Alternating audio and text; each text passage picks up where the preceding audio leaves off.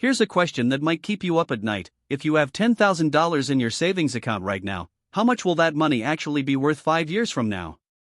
The answer probably isn't what you think, and it all comes down to something called inflation. Inflation is one of those financial concepts that sounds complicated but is actually pretty simple once you understand it. And here's the thing, it affects your money whether you know about it or not. So let's break down exactly what happens to your purchasing power when inflation hits, because this is something everyone needs to understand. Think of inflation like this: imagine you've got a pizza that costs $10 today. Next year, that same pizza costs $11. Your money didn't change, but what it can buy did. That's inflation in its simplest form.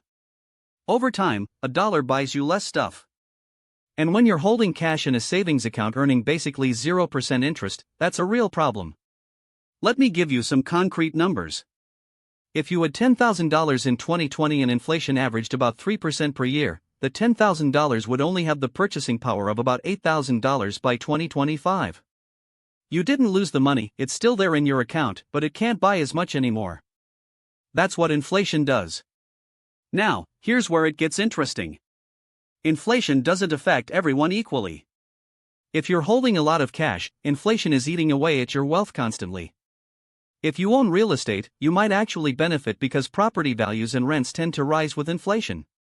If you've locked in a fixed-rate mortgage, you're in a great position because you're paying back that loan with money that's worth less than when you borrowed it. This is why your parents' advice to just save money in a checking account isn't really valid anymore. Back when savings accounts paid 5 or 6% interest, you could actually beat inflation just by keeping your money in the bank. But today?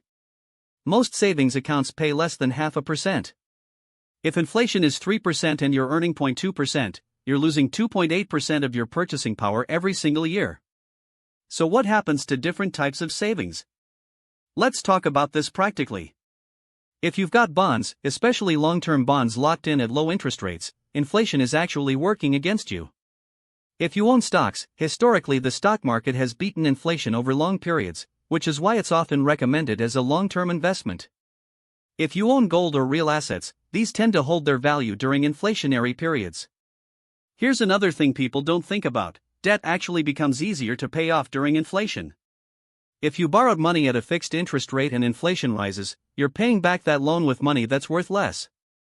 This is why real estate investors sometimes love inflation. Their mortgages stay the same size while property values and rents rise. But let's be real, for most people, inflation is just painful. It hits your groceries, your gas, your rent if you're renting, everything. And if your wages aren't keeping up with inflation, you're essentially getting a pay cut every year even if your boss isn't changing your salary. So what can you actually do about this? First, understand that some inflation is normal and even necessary for a healthy economy. But you still need to protect yourself. Consider diversifying beyond just cash. That might mean stocks, real estate, or other assets that historically keep pace with inflation. Look for high-yield savings accounts or money market accounts that actually pay you something reasonable for keeping your money there. Review your investments to make sure they're positioned to handle inflation long-term. And here's the big one: don't just let your money sit idle. Even modest returns beat sitting in a regular checking account while inflation eats away at your purchasing power. You don't need to be a professional investor to understand that your money needs to work for you, especially during inflationary periods. The bottom line is this: inflation is real, it's happening right now, and it's affecting your money whether you pay attention to it or not. But understanding it is the first step to protecting yourself. Stay informed, diversify your assets, and make sure your money is actually working for you. Disclaimer: this is not financial advice. Always consult a licensed financial advisor before making any investment decisions.